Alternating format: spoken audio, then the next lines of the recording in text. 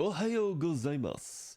I'm Khadroth, and today I'm going to be talking to you guys a little bit about our 20 million downloads campaign, aka the first SSR ticket that NA is going to get.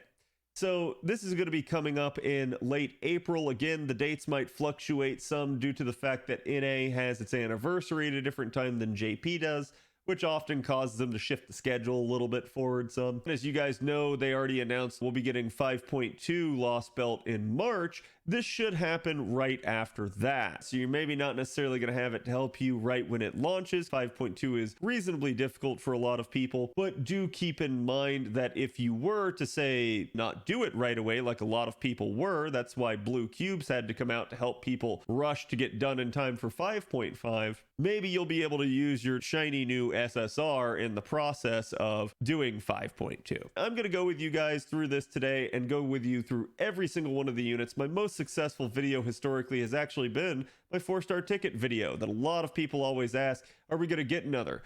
To date, JP has not had another 4-star ticket, so you can't necessarily count on it happening for a long time.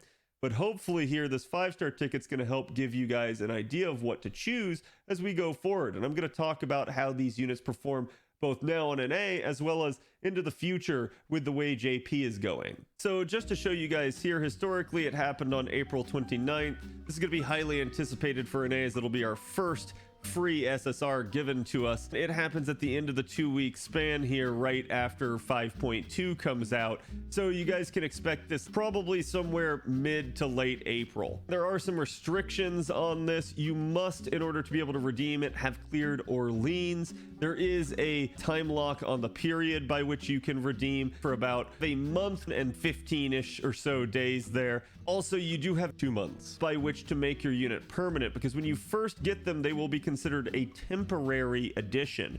That's sort of what it's telling you right here. In order to make them permanent, you must have gotten them through their first ascension and to bond level 5.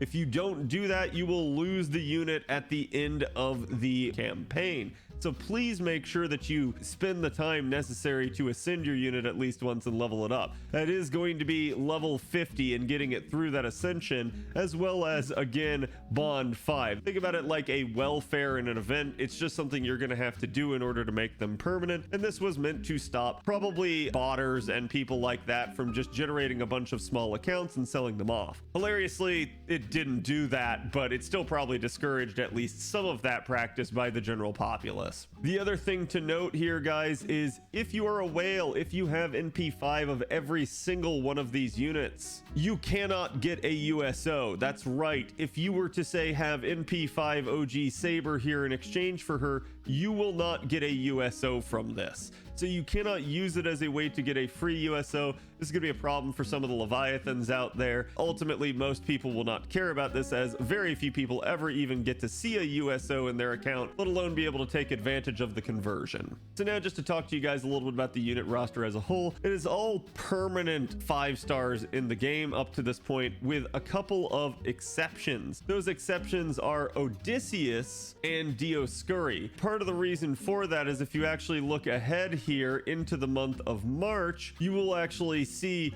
here is Odysseus's campaign for Chaldea Boys, aka Aegean Spring Breeze, and then Dioscuri came out right here with the first campaign of Olympus right there. They were just recently enough that they felt, I guess, the reason not to put them in there. That didn't impact JP too much because hindsight, but it does impact NA if you were maybe planning not to roll for one of them and trying to pick them up in the ticket. The good news is they didn't forget that Europa is here, so unless they change the ticket, you're not likely to see Odysseus and Dioscuri in this. Overall, all your permanents are here. There's a lot of really good chances to get these units. You also get double experience for the unit during the duration of the campaign. This will allow you to have some advantage to leveling them up. What this ticket is meant to do is both be a really nice boon to new players, as well as just giving everybody and their brother a pick-me-up in terms of solving sort of the inadequacies of our accounts. So let's start the analysis, and first up is going to be Altera. So of our Sabers here in our choices, she's arguably the worst one that we can choose. It's not that she's bad, it's just that she has no charge. As we start talking about going forward for Buster, a lot of stuff centers around our Koyanskaya and Oberon systems, and I've talked about this before, but anyone who can get 10% charge basically can be forced to 3-turn now. That is due to the fact that Oberon provides 70% charge himself. Another Oberon can give you another 70, and then any other 50% there can get you basically to 190% charge just off of that. Well, you need 300% total charge in order to be able to 3-turn. So with appends now, you could literally start with a normal scope and a fully maxed append and equal 100%. This is no longer a super scope whale only thing that can happen. And so as a result, you have 190, you have 100, and you're sitting there at 290. So all you need is to find that missing 10%. So as long as your unit can charge that way, you can 3-turn. Altera can't do that, but that doesn't mean she's totally bereft and useless. She does have some nice applications with the ability to generate stars and the ability to remove all defensive buffs from her enemy. That's probably her big thing going forward, is the fact that you can't really stop her from dealing damage to you, though you could stop her from killing you by virtue of using something like Guts, because Guts is not considered a defensive skill, but it's still really useful. Anything like Castoria's annoying solemn defense, invulns, or dodges will not stop Altera. So that is her good thing going forward, even though there are more units coming that have invuln pierce for our AoE Sabers. As we talk about OG Saber, she's sort of the gold standard for a while here in terms of our AoE Sabers. There are going to be other challengers to her like Ibuki and Muramasa moving forward, and even Okitan Saber now, depending on what they do with Quick. OG Saber here is going to be our strongest AoE Saber, not just right now, but also even worse as of 5th Annie shortly after this, where she will get the buff to her mana burst skill, turning it into Dragon Core. And what Dragon Core actually does is it allows her mana burst to now have NP damage on top of it, and it changes any of her cards in her kit into Buster cards. So it allows her to form triple Buster Brave Chains very easily and really both pack a punch with the NP as well as hitting hard after it. It makes her a very versatile unit, especially given the fact that she has a 30% charge herself and a 20% refund on the back of her NP. It does turn her into this sort of 50% charger. It also, everything in her kit is low cooldown, and that's something that we really look at now with the Koyanskaya system, so it makes it very easy for her to double up skills, or even in the case of her Dragon Core / Mana Burst skill, it allows you to pop it on both turns 2 and 3, which are typically your problematic waves of any sort of farming scenario. So it does allow her to hit hard both turns, and as a result, not really care too much about what's in that second wave, especially as we start to approach 90+ nodes, which can be a problem. She will also be very useful for us in those Lancer 90+ nodes as we move forward, as you will be seeing a whole bunch of them, as it's one of the classes that Delightworks, aka Rasengaru, has started to push on us, as the result is there are a lot of easy solutions for Lancer nodes due to the fact that Sabers often have the ability to generate crit stars, charge themselves, or again, maybe just crit down a wave and then NP a later one. You often see Lancelot himself getting used a lot for uses like that, as well as Hoku Saber for the single target needs. And then OG Saber is really good for the AoE combined with them in those sort of circumstances. She can even function alongside Castoria, even though Castoria will start to become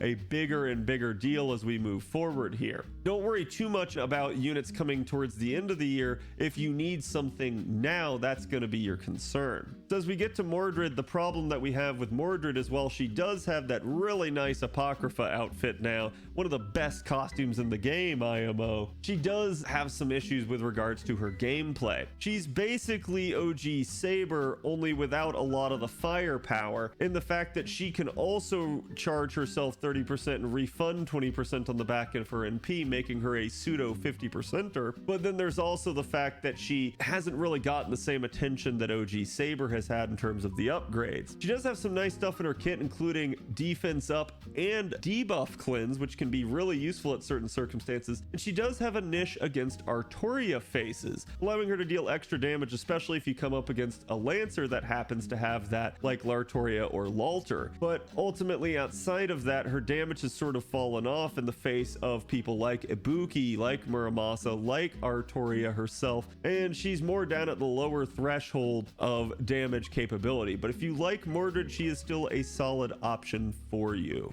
So now talking about our archers here, first up is Arjuna. He has gotten some really nice buffs with regards to his charge situation. You guys know he was one of those weird 25% chargers like his compatriot Karna. They addressed it by giving him charge per turn. And while it is very effective and very nice, and while Arjuna can deal a lot of damage still, sadly he is stuck in a class full of monsters. And what I mean when I say that is he is just naturally going to get compared to the likes of Ishtar and Gilgamesh, both of which function better in the Koyanskaya system, both of which have widely applicable niches that they can use over him. Arjuna's problem right now is that his niche is really death proc against divine, and that's one, not that good, and two, really hard to death proc divine servants, for instance. So while it's there, while he is an AoE, and AoE tends to be better against that sort of thing, he's not that good of a looper for us, and he ends up functioning in a very weird way in those sorts of systems. So I really don't think he's necessarily who I would choose here. In fact, I would almost guarantee you that you'd be better off with Napoleon long term, because Napoleon is actually anti-divine and has a flat even 30% charge to help him out. So he is probably the better of options to go with there. We have Orion here as our second option. She is somebody, well, I say she, it's Orion with Artemis who snuck in the Saint graph. Artemis is somebody here who has not panned out very well over time. She's in sore need of an upgrade, and this goes back to when she did get her upgrades. They actually tried to make her a little bit more competitive with Squirtoria, giving her Drain, and that wasn't really what she needed. She needed the ability to refund a little bit better, maybe not have all these one hit counts and one turn durations on her skills. And so as a result, even though Urael was already out at this point down the line when she got her buff, Urael hadn't gotten her buff yet. So when she did, and she got the third skill unlocked to give her arts up, Urael just takes off. Not only is she an adequate male killer substitute to her, but she also gets back to another NP a lot better, and her male killing niche is tied to the NP rather than to a skill. So that is one of the downsides of Orion. So while Orion can hit hard and she can out damage Urael despite popular belief on that, the problem that we have is actually getting Orion into a well-functioning system. She basically ends up for us at this point in time being a sort of one-off, one-and-done type scenario. It's very hard to get her to loop and anything like that, and you'll often find better solutions or units that have charge in their kit that'll help you out better for that sort of thing. So while Artemis can be your nuker here against male targets, I think Urael as a 3-star largely ends up being the more usable substitute for a lot of people. And that's going to bring me to Napoleon here. So if you're really looking for an archer, he's going to be my recommendation at this moment, because he does stand up a little bit better than either of their other two compatriots here down the stretch for what we know. It's possible that by the time this gets to NA that this has changed, because I am recording this here in early January. This is to give you guys time to work out what you want to do for this banner. So Napoleon is someone that has anti-divine niche. When he is in that niche, he can out damage the likes of Gilgamesh. He does serve a purpose in that sense that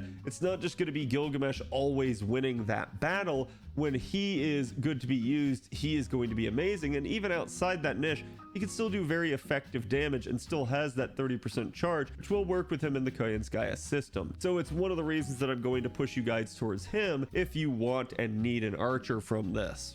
Next up, we're going to have Lancers, and our first one up is going to be Enkidu, and man, is he a doozy. So Enkidu, as you guys know, was already one of the best tanky Lancers in the game. He was an amazing challenge unit going forward, and what they end up doing is, I guess for lore purposes or for whatever reason, they decided that his damage wasn't up to snuff, which is kind of hilarious because even before his buff, he was number 3 on the single target Lancer charts, behind only Shisho and Brynhildr, both of which were very good Lancers. He actually outdamaged Tamamo unless Tamamo had her niche, So he really was in a good spot for someone so tanky. But then they give him his NP interlude and he ends up really taking off. And not only did they give him that NP interlude, they also increased the amount of defense down he does with it and also gave him a whole new niche against threat against humanity. And while that niche is not that big of one and not that usable on a day-to-day basis, it still is really nice when it does apply and just makes him go bonkers for damage.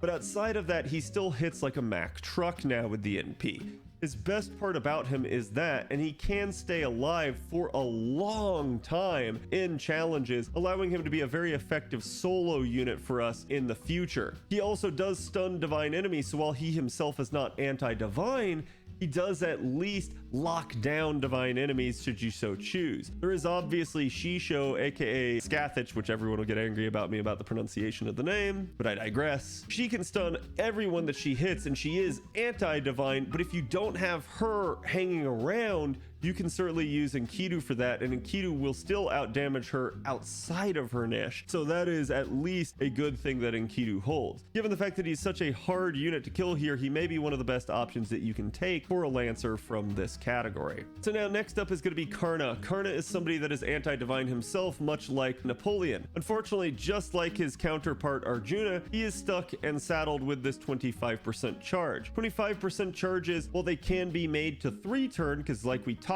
about, you only need 10% to work over the course of 3 turns now, is still an odd amount. It's not 30%, and 30% is sort of that perfect point now in a lot of those Koyanskaya Oberon setups for being able to 3 turns. So that 5% charge makes all the difference, and you are going to see coming out right around this time is going to be 5-star Roma, who has that 30% charge and absolutely flourishes because of it. Now, going on to the future, obviously we have concerns about our AoE Lancer category. We have the likes of Melisson getting released, who can 3-turn now with Black Grail, and that's really take off in terms of her damage capability. So there's not really anyone at the current moment that really rivals her for that, and a lot of people have their eyes set on her thanks to that sheer usability and damage output, but also the Tunguska raids moving forward, as she was somebody that functioned really well in them due to her bonus in the event. You are going to want to have somebody for that Tunguska event if you want to go harden it down the line, and that's something to consider. So does that mean you shouldn't take Karna? No, Karna is still certainly a good unit. If you really need an AoE, he is somebody that I would highly recommend. You have to be careful a little bit with investment in him in terms of the cost of, say, Proof of the Heroes, but ultimately you really only need to, in the short term, invest in that middle skill for him, because that is where a lot of his damage output is going to come from. I still think he's a very good, very serviceable AoE Lancer that can pack a punch and hit really hard for you, so he's definitely someone I would consider in this category.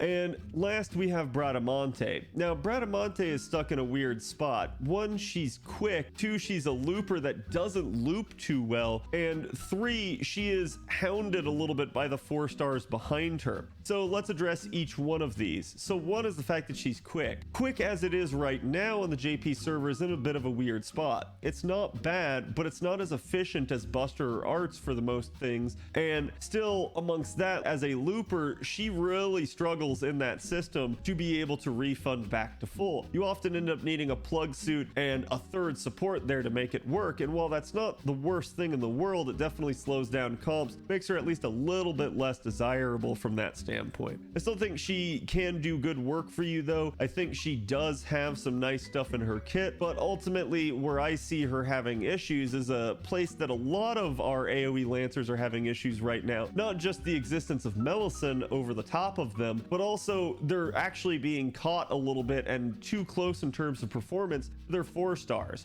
So in her case, that's going to be a Parvati or Valkyries, both of which are permanent and can easily be gotten to higher NP levels, but also the fact that realistically, if we're comparing NP levels across the board, they're pretty close. You don't necessarily have to have a Bradamante if you have one of those 4 stars, and that causes a little bit of a concern. I am looking into the future to Bradamante possibly getting an upgrade, so hopefully they do that, but it'll still probably remain to be seen how badly she needs one if we do get another quick support into the future. future and end up helping that one out. So now we have the riders here. The first one up, we end up with Achilles, another quick unit who functions a little bit odd. He's not quite as bad on the refund, I'd say, as Bradamante, but he still functions very weird and is very wonky in that sense. It's definitely a problem I've noticed with him. He does have a 30% charge skill in his kit, but it's also tied to his NP gains. You have to be careful about when you use it and on what turn. Remember, the Koyanskaya system has issues with its having 50% block charge, same thing with Oberon there, and so does Scotty now. So depending on how they change the quick comps in the future, maybe with a new support coming out sometime, it's possible that they get a Castoria-like solution that maybe does like 30% charge across the board. And in that case, Achilles would actually flourish and really be nice. But as it stands right now, while he is a fantastic unit for challenge content, both having good NP gain from carding and a taunt as well as an invuln, he can do some really nice stuff for you down the stretch. But as a looper and a farmer, he definitely struggles at certain points, and it's something you should be aware of. So just keep that in mind if you want to go for him, but otherwise he is a very solid AoE. Next up, we end up with Europa, the unit that NA somewhat forgot about there. And Europa does function very well in the Koyanskaya system, being that she's a 30%. I talked about this in another video, but 30%ers are very efficient and unwasteful of charge and skills in those systems. They basically function perfectly, and that is something that Europa can do. I've often likened Europa to a 5-star version of Ryder Marie, who's Buster and trades a little bit of that defensive capability for more damage. Europa does good damage, and that's one of the reasons to consider her. I know a lot of people that held off on her banner here in order to pull her with the ticket, but that doesn't necessarily factor into you. What I can say is, looking forward, while she is a good quality unit and a decent option for you, we now have an upgrade to Drake that has actually allowed Drake to surpass Europa in damage. So given the fact that Drake is a 50% charger, she is actually, just from a farming standpoint, who I would go with over Europa. Coming at it from a challenge standpoint, Europa is the better option, but Drake is still not totally bereft, as her kit is very synergistic. It both generates and soaks its own stars, and she has a very good NP gain off of her cards with that second skill. She does have really good card performance down the stretch, so it is going to come down to probably who you prefer more. You prefer a little bit more of a risk in killing faster, or do you prefer maybe a more measured approach with Europa? That is going to depend on you. As we look here at our next one, we have Ozymandias, and Ozzy is, to me, one of the best options you guys can actually pick with the ticket. So part of that is due to just overall his kit. He does some things that a lot of other units can't. He can charge your party 20%. He can give you buff success chance, which is really good for people that have, say, Imperial Privilege or any sort of percentage chance skill that might fail. He can address that concern with them. In fact, of the Imperial Privilege units, he can make sure his goes off. That's one of the best parts about it. His Imperial Privilege can be turned into a 100% proc, so it's really, really good. And it is a hefty one, as it can increase his damage by 40%. So it's really, really good to have his third skill actually leveled up all the way to full, even though it doesn't scale the charge. It's often a thing I catch a lot of people slipping on. Ozzy has performed really well down the stretch. He hasn't always been our top damage writer, but he has still been Buster and performed very good with his cards and his supporty kit,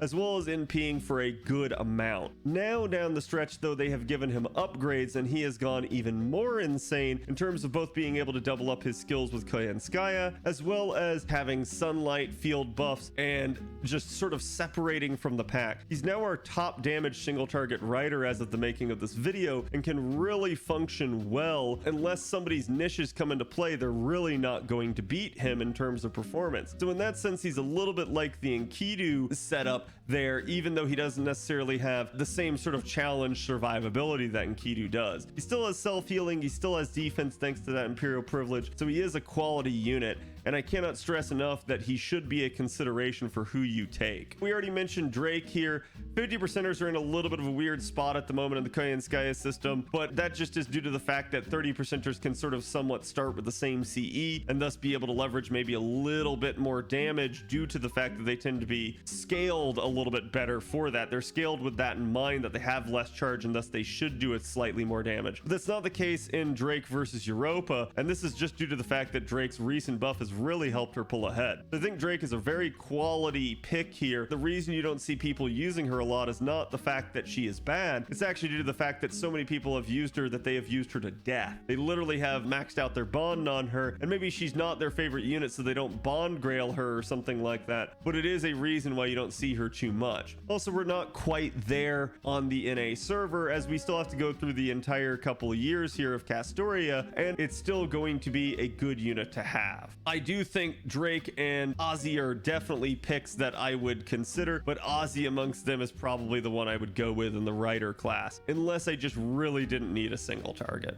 Now, next up is our casters, and you guys know casters are predominantly going to be dominated by the supports that are in them. So I'm actually going to start there here with this. As we look forward, I think the number one pick on the ticket, absolutely far and away, is going to be Waver. This held true from JP's own results, but I believe it will hold true for NA. And the reason for that is a lot of you out there still do not have your supports. You maybe didn't feel like rolling them for whatever reason. You maybe didn't have luck when you did roll them. Maybe they showed up at bad times. Maybe you didn't have enough courts. Maybe you just got screwed. For whatever reason, you didn't have your supports. Waver is now basically your welfare support. As of the making of this video, we know there is at least one other 5-star ticket, and that 5-star ticket includes not only all of these same units, but a couple more and some story locks. That being said, Waver is still on it, and Waver is still the poor man's welfare now at this point, thanks to that. Waver is a fantastic unit though. Do not let the new shiny Koyanskaya, Oberon, and Castoria distract you. Waver is absolutely a quality of life improvement for your account. Having the ability to charge 50% is amazing. He also has one of the better defensive skills in the game with party-wide defense up and damage cut. He also can drain his enemies with his NP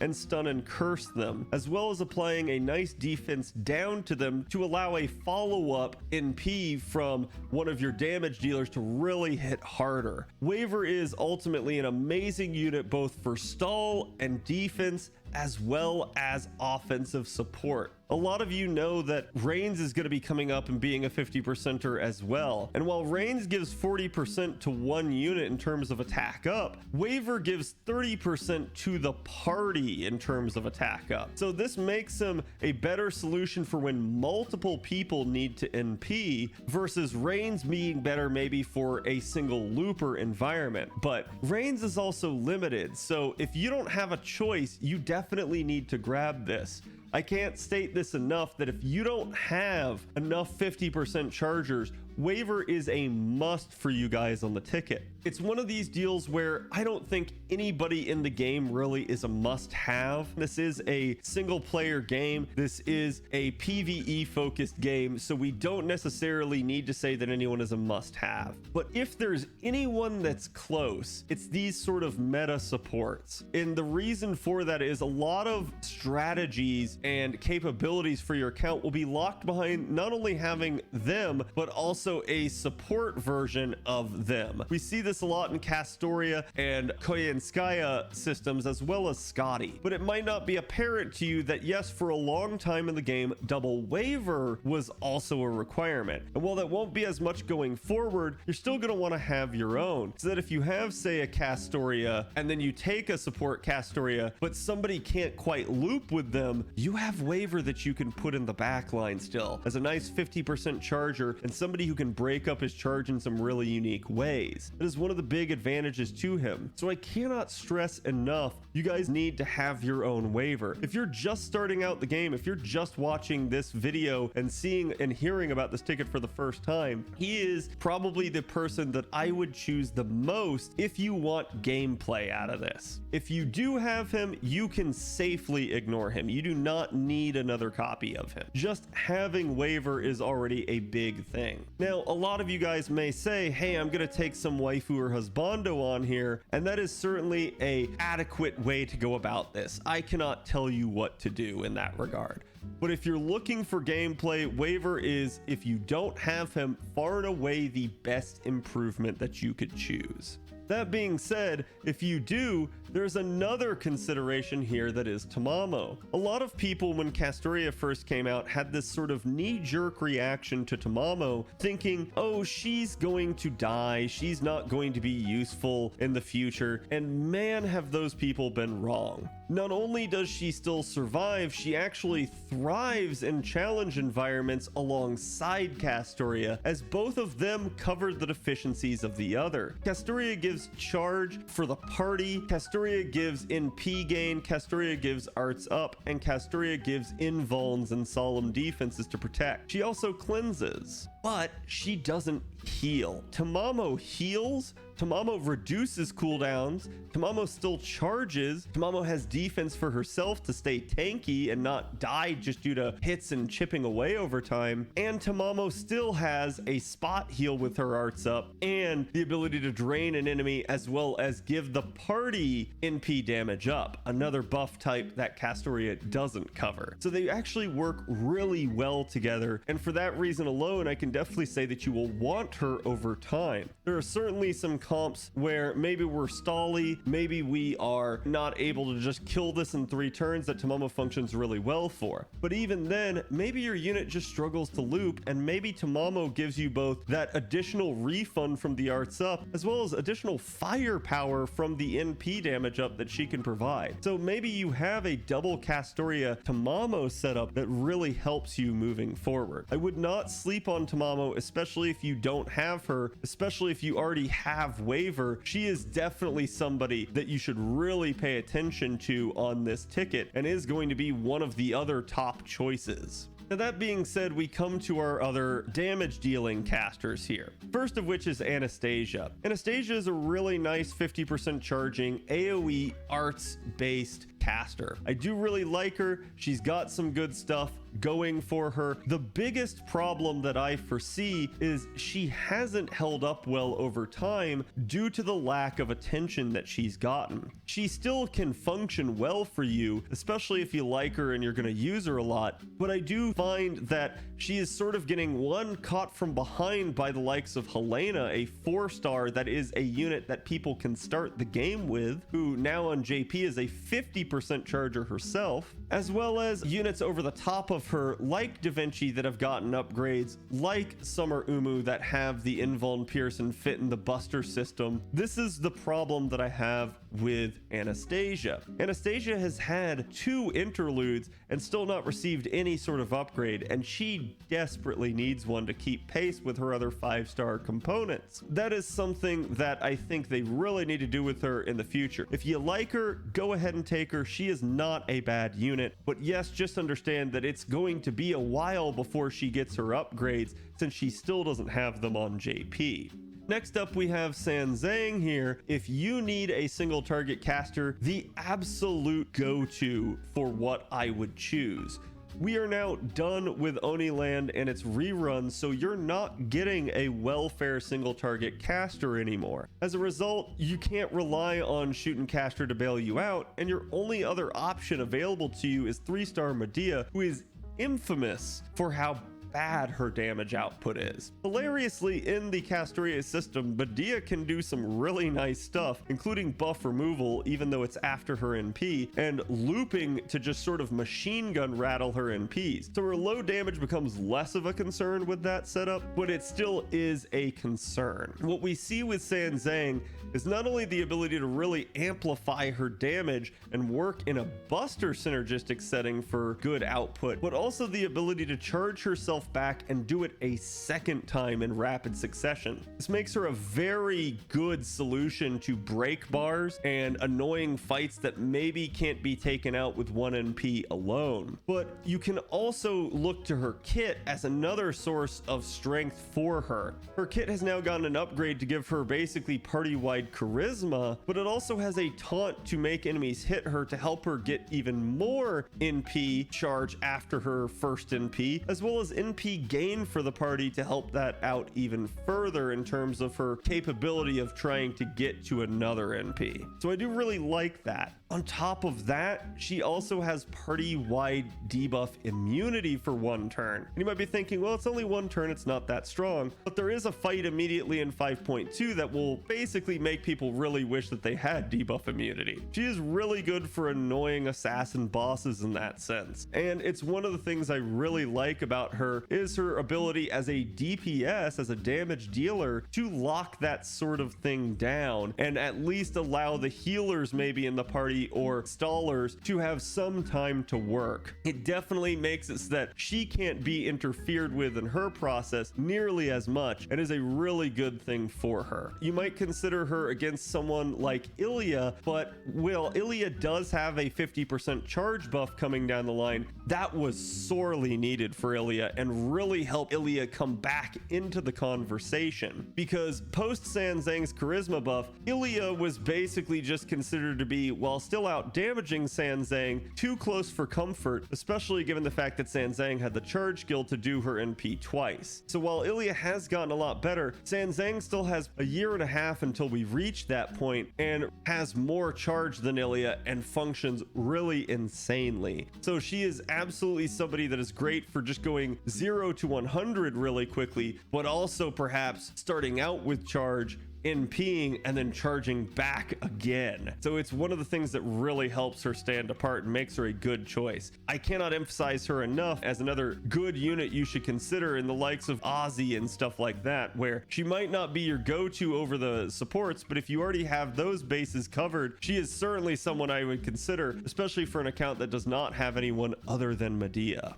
And then we get to Scheherazade. Scheherazade is someone that historically has been very poorly thought of, either due to the perception of her from story. A lot of people did not like how she was in that singularity, even though she does redeem herself later if you actually read her interludes and stuff like that. She's a much more well-rounded and explained character than I think a lot of people realized. But I'm not here to talk about that. Instead, I'm here to talk to you guys about her gameplay. I just wanted you guys to maybe understand why some people might think down about that sort of thing. Historically, she's been a little bad. She hasn't necessarily kept pace with the other 5 stars, particularly when she's going up against the likes of Summer Umu and Da Vinci and even Anastasia for a while there. You had a lot of 50% chargers, but now she herself is a 30%er, really good refund, and as of Castoria, is somebody that can start from 0% charge and work, which means she has the door of MLB Black Grail and stuff like that opened up to her. It doesn't mean you're always going to use that strategy, but it does make her very good. She is going to be someone that compares against Sieg caster as well as Murasaki moving forward. And while she has an anti-king niche, sadly that king niche is not that good for her because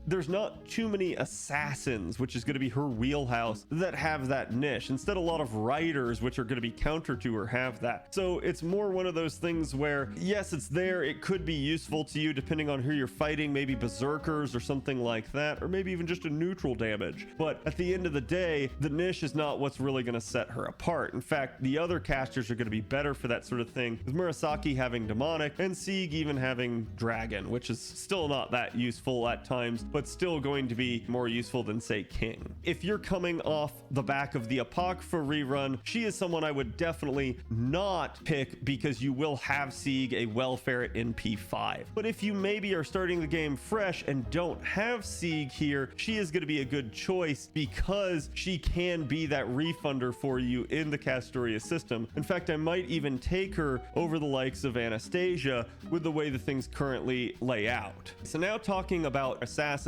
Jack is a very good option for you for a single target assassin. Jack is far and away one of the best star generators in the game. She was our first 5-star assassin released, and even though a lot of the other single target assassins have gotten buffs, and even though she is quick, she still holds her value very well down the stretch. Part of that is due to her ability to remove buffs with one of her skills. The other part of that is the fact that she has a very wide niche, it being anti-female. She's one of the only anti-female traits in the game, and it allows her to really function well. It can go further and be used against Berserkers or even neutral targets to allow her to actually deal relatively effective damage. The other good part about that is it is a power mod instead of super effective, and while you may not understand what that means, any other cards that you use on the same turn that you NP after her NP would also gain that anti-female damage. So she can NP and follow it with cards for some really good star gen, really good damage output, and NP gen, and even loop back to full and do it again if you get the right set of circumstances. So if you need a single target assassin, Jack is absolutely phenomenal and who I would pick. Our other option here is Osaka Behime, and Osaka Behime is sort of a support. Now, you won't hear me mention her in the likes of Tamamo and Waver because she hasn't really held up that well over time. I think for a large part, the developers have struggled with what to do with Osaka Behime. She does have some nice stuff in her kit, including buff removal like Jack, and she does have a targetable charge skill, even though it's only 20%. The problem is she doesn't really help out in terms of either NP refund or overall survivability for the party, which really makes her struggle having a lot of usefulness as a support. Where she really finds a good use is going up against annoying rider bosses, where she can relatively lock them down by virtue of being able to strip their buffs, as well as giving the party some survivability. She does have HP up. She also does give Buster and Quick up now with her NP, so she can help out those requisite units, but I just don't really find her to be my go-to solution in any of those circumstances. Most of the time, I would rather take a more meta unit that gives more charge and maybe more survivability than an Osaka Behime. If you really like her, you can certainly go for her, but she would not be my recommendation for most of you to start with. As a result, I can definitely say that she needs some adjustments in the future, even though she's already had a lot. They definitely need to give her some sort of hard survival skill for the party, and that will help give her some usability, especially down the road in challenge content, or enhance her ability to heal the party and keep people alive, or enhance her ability to charge, bringing her into the 50% charging category like Waver, almost like they did with Reigns long ago when they gave her a 20% buff, which is going to happen here on NA soon.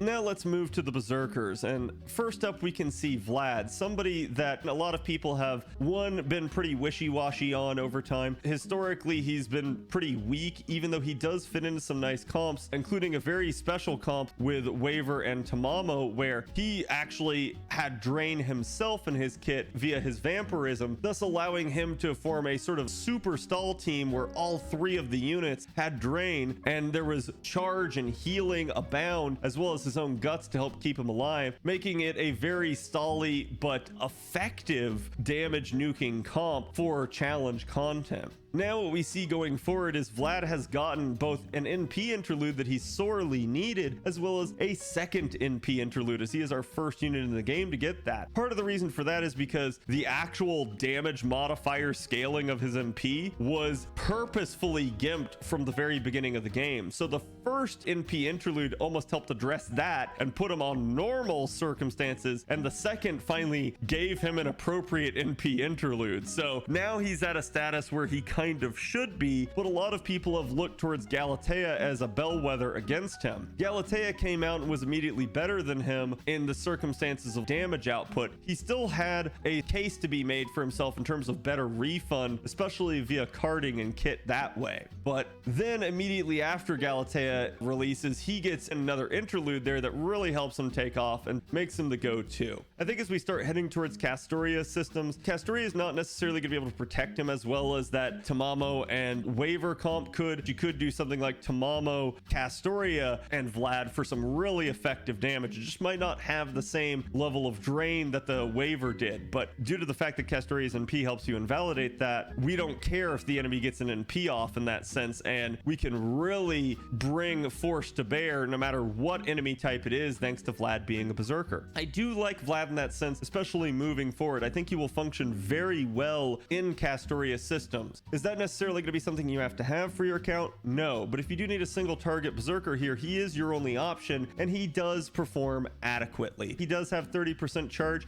He can loop now, so I think he is a good choice. Xiang Yu is somebody that historically has not panned out well over time. He really strikes me as a unit that they were afraid of the Scotty system for. They didn't want a 5-star Lancelot Berserker on their hands, and so that's what happens with him, is they basically make Xiang Yu unable to loop. Xiang Yu has Invuln Pierce as his niche, and that does help him, but down the line we get Musashi Berserker coming out, who's now out on an A, and Musashi Berserker both loops better than him, fits into the art system, and has that same Invuln Pierce. So she took that away from him. Then the devs tried pushing him more towards crit, but that doesn't really wholly work for him either. He can be a decent crit unit, but he's still pretty squishy. While they did address his ability to soak the stars, which Berserkers normally have, I just find that he's probably not my go-to AoE. Thankfully, his inability to loop has been rectified by Oberon coming into the game. There's nothing that says that you can't use Oberon in an arts or quick system. So Oberon, working in that sort of 190%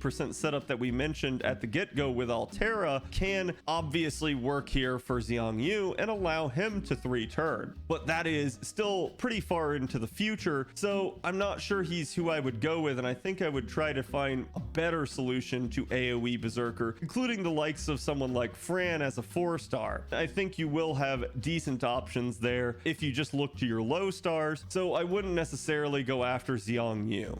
Nightingale is another unit, sort of like a Sakabahime, who is really not held up well over time. She does have a 50% buster buff. She does get outclassed by Merlin, though. She doesn't protect the party as well, and even though she can heal, she does still have some uses in the capability of being able to reduce the effectiveness of an enemy NP to be able to kill you. That is actually what her primary niche moving forward was. The likes of her, or Asterios, or even OG Janu sort of worked in this set of circumstances where maybe you couldn't prevent the NP, but you could at least stop it from killing you. Maybe it had the ability to strip buffs, so you couldn't rely on invuln or something like that, but I could still debuff you to make it so you couldn't deal enough damage to actually finish me off. That's her wheelhouse. Sadly, that sort of gets put on the back burner by a lot of units now for challenge content and hard boss fights having debuff immunity, so she can't bring that to bear. And then also, given the fact that she is a Berserker, she is squishy and can die on you, especially if you're not fighting a humanoid, for her anti-humanoid skill that allows her to both deal more damage and take less damage from them. Essentially, the biggest death knell, the biggest final nail in their coffin for units like her was Castoria coming out, because as long as I can make it so you can't remove Castoria's buffs by using someone like a Murasaki or a Beni Enma to give them buff removal resistance, as long as you can't get rid of Castoria's NP, why should I take the risk of seeing whether or not I can live through the enemy's NP via debuffs, when I can just invalidate the NP using Castoria's Solemn Defense? Castoria really hurts units like this going forward, and it's something they have to really pay attention to, I think, if they want to revive some of these units. They've really got to find a way to make it so that you're not making everything debuff immune, you're not making it immune to her attack downs and stuff like that, and they have to find a way to stop Castoria from being so effective if they want to do that, which anything that really hurts Castoria is going to hurt a whole bunch of other units. So they have their hands full, and I think their better use might be to actually just expand the capabilities of units like her, like a Sakabahime, like Asterios, if they want to see them get used a lot more. So if you like Nightingale, you can go for her, but she is not my recommendation here. OG Janu can actually be a really good challenge unit for you. So if you need a ruler, she can be awesome in that regard. She's not going to be a damage dealer for you, but now via some of her upgrades, they do seem to be paying attention to the fact that her kit is inadequate nowadays and trying to give her uses where she can help at least boost the damage of other people alongside her. That is a good thing, as a lot of what she can do with her NP is also invalidated by Castoria. She can provide invuln for a turn and cleanse the party. So can Castoria. So you have a big issue there, since Castoria provides way more offensive firepower and ability to get the challenge fight done with faster than OG Janu does. So they've got to find a way again with her kit to differentiate her, but I do still think in the short term, especially for an account that doesn't have a ruler, she can function very well for you. And there's nothing that says that she's mutually exclusive with a Castoria. One of the major differences there being that she has one turn of invuln versus one times Solemn Defense with Castoria. So she could protect you for the whole turn, whereas Castoria might, the enemy NP might go off and then you get hit with a follow-up crit or something that wipes your unit out. That won't necessarily happen with Janu, but you do have to be careful because Invuln Pierce could come into play against her that doesn't necessarily work against Castoria. I do think she can be an adequate unit, but probably not going to be my first choice unless you just need a decent ruler. And then lastly here we have Janako. Now Janako is a odd choice. I think they really wanted to make Janako a permanent moon cancer for the game to have in case people didn't have the capability of getting a moon cancer on their own. I think they looked back historically and saw that as they got further and further from the CCC event until they released BB Summer into the game, they've really had this sort of struggle where people couldn't find a moon cancer on support when they needed to. The second they put BB Summer into the game, that alleviated a lot of that, but then she was also limited. So they came up with the solution of a permanent moon cancer here in Janako. While Janako has a decent kit, I actually find that just about everything Janako can do, somebody else can do better. If we're talking about protecting the party, Castoria has that under control. If we're talking about soloing and those sorts of gimmicks, you basically end up with QSH being a little bit better in comparison. So that's Lost Belt 3 ruler. If we're looking towards her being an AoE moon cancer, I do think that Summer BB ends up being better in that regard. She's not necessarily going to be my first choice either, unless you just desperately need a moon cancer here. I do think there are better options, but maybe you don't have those better options and maybe she's a good unit for you. She does have the highest health value in the game for raw stats, even though it might not be the highest effective health, and she can be a decent tank for you in terms of keeping stuff off the rest of your party members. So I do think she can be an all right option. Ultimately, I do think she's not going to be my first choice. Now that I've told you guys how you can use all of these units and what you might want to think about moving forward with them, I can safely say that my number one pick here is actually going to be Waver. Number two is probably going to end up being someone like Tamamo if you do have Waver. And then assuming you do have both of these, my next go-to is probably going to be a Sanzang if you need a single target, or an Ozzy if you need a single target rider or you just really like his support. From there, the doors get blown wide open, and it depends way more what your account needs in terms of a damage dealer. I can certainly say that units like Artoria and Drake are really good pickups. Single targets for challenge like Enkidu are also there, as well as Jack if you need a single target assassin, or Vlad if you need the single target berserker. There is some really good stuff to pick from here. Just ask yourself what it is your account needs moving forward, as well as what you think you'll be doing with those new arts and buster metas showing up into the future. And again, don't sleep on Quick. Quick will have its time in the sun again, so it is still a really good thing, especially for those of you guys out there that maybe only have Scotty and maybe don't end up with a Castoria down the line. Waver can really help those Quick comps out and still really help out all the other future card type comps as well. I hope this was helpful for you guys. Let me know what you think. Let me know if you think I missed something there. I will see you guys for the next video. Don't forget to like, comment, and subscribe. And don't forget, I stream weeknights on Twitch at 7 p.m. Eastern, always FGO. I'll see you guys there. Have a good one.